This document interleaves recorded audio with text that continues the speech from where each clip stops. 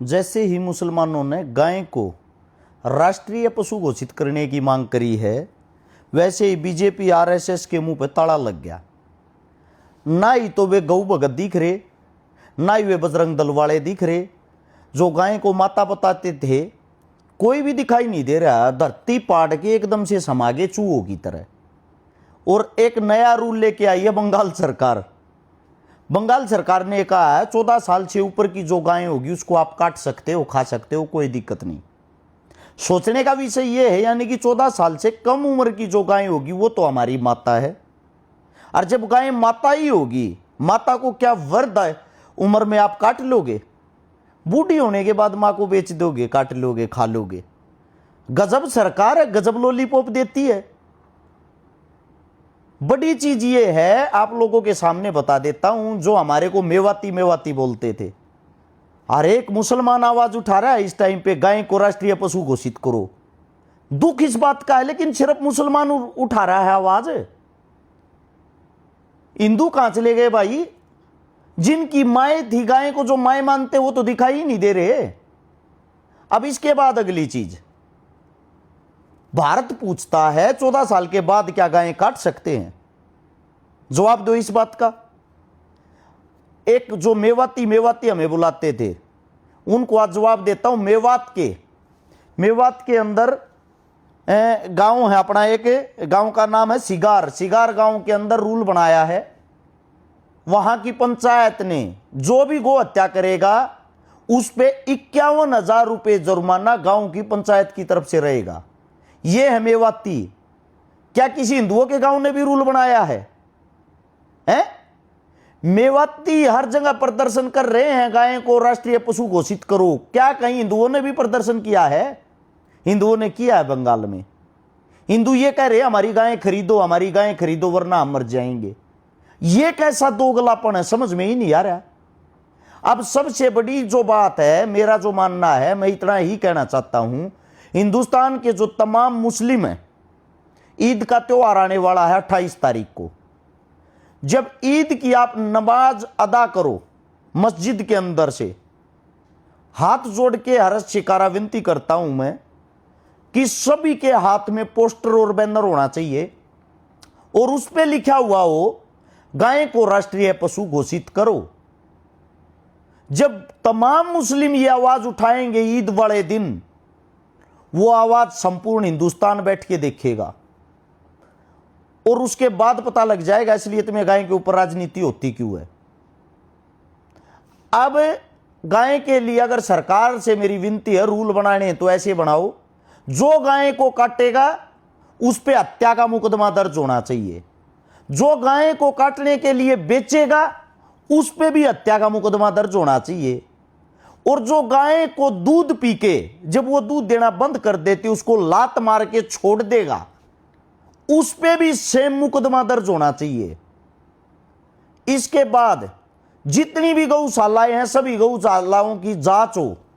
जो गौशालाएं सरकार से फायदा उठा रही हैं, गाया के नाम पर चंदा खान लग रही हैं, हर एक गौशाला की जांच हो। जो हकीकत में काम कर रही है उन गौशालाओं को तो छोड़ दो। उनसे अलग जितना भी गाय के नाम पे कमा के खा रहे हैं उन सभी गौशालाओं पे ताला लगे और गौशाला चलाने वाले फर्जी गौ भक्तों को जेल के अंदर ठूसा जाए। जितने भी गौ भगत बने घूम रहे हैं सबके लाइसेंस बनाओ सरकार की तरफ से। वो लाइसेंस जो बनाओ उसमें एक चीज कॉमन होनी चाहिए, जो अपने घर पर 5 गायें पालता हो उसी को गौ रक्षक का लाइसेंस दिया जाए। जिसने घर पे तो रखा हुआ कुत्ती को, डॉग को, वो गाय की खूबी और कमियां कहां से पहचान लेगा? कम से कम उसके पास एक्सपीरियंस तो हो, तभी तो लाइसेंस हो उसके पास।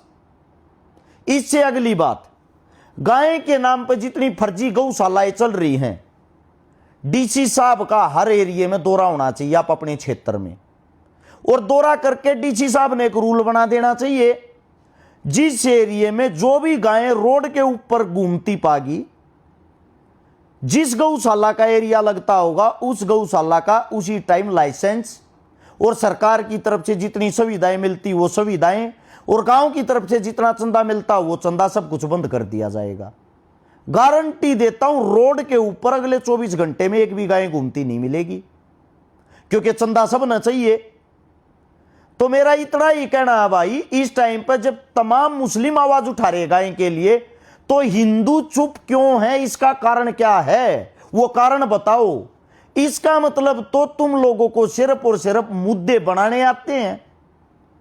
मैं इतना ही कहना चाहता हूं, मुसलमान गाय का मुद्दा उठा रहे हैं तो आप लोग क्यों नहीं?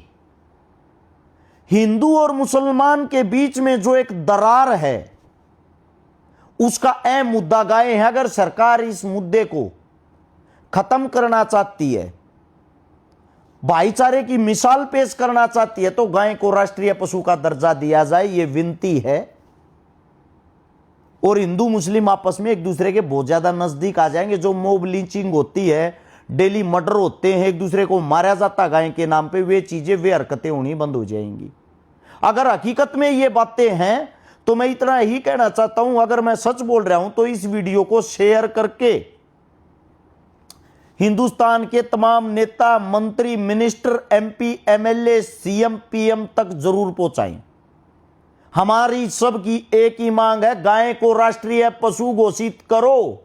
और इसीलिए मैं मेवातियों के, मुसलमानों के पास और नजदीक रहता हूं, क्योंकि मुझे यह पता है जो लड़ाई वे लड़ लेंगे, वह लड़ाई हमारे हिंदू कभी नहीं लड़ेंगे। गाय हमारी माता है, लड़ाई मुस्लिम लड़ रहा है। मुस्लिम सरकार की नीति और चाल को समझ चुका है कि सरकार के पास दो ही चीजें हैं, एक गाय, एक जय श्री राम। गाय वाला पैटर्न हमने बताया, अब जय श्री राम वाला भी पैटर्न बता रहा हूं। अगर मुस्लिम मिलकर एक आवाज उठाएं कि हिंदुस्तान को बेशक हिंदू राष्ट्र घोषित कर दो, हमें कोई आपत्ति नहीं, हम तुम्हारे साथ हैं, सरकार के मुद्दे ही समाप्त हो जाएंगे। सरकार के पास काम तो करने को है नहीं, सरकार के पास लड़ाने भिड़ाने के लिए दो ही मुद्दे हैं। और यह विनती है बंगाल सरकार से। वहीं योगी ने एक बात कही थी कि गाय अब नहीं कटेगी, और आप लोगों ने तो सरेआम वहां घोषणा ही कर दी कि 14 साल की उम्र के बाद गाय को भले ही काटो। और गाय की उम्र का पता कैसे चलेगा? अब तो 5 साल की गाय को भी बता दोगे कि 14 साल की हो रखी है। ऐसे थोड़ी ना होता, ये कोई रूल थोड़ी ना हुआ, ये तो अपमान हुआ गौ माता का। और कहां चले गए भाई वे फर्जी गोरक्षक? अब छाती क्यों नहीं पीटते वहां जाके? बंगाल के मुख्यमंत्री के घर के बाहर धरना क्यों नहीं देते? वो बोल रहा है कि 14 साल से ऊपर की गाय को भले ही काटो। इस वीडियो को शेयर करके तमाम देश के कोने में पहुंचाने की कोशिश करें। सभी को राम राम, जय हिंद, जय गौ माता।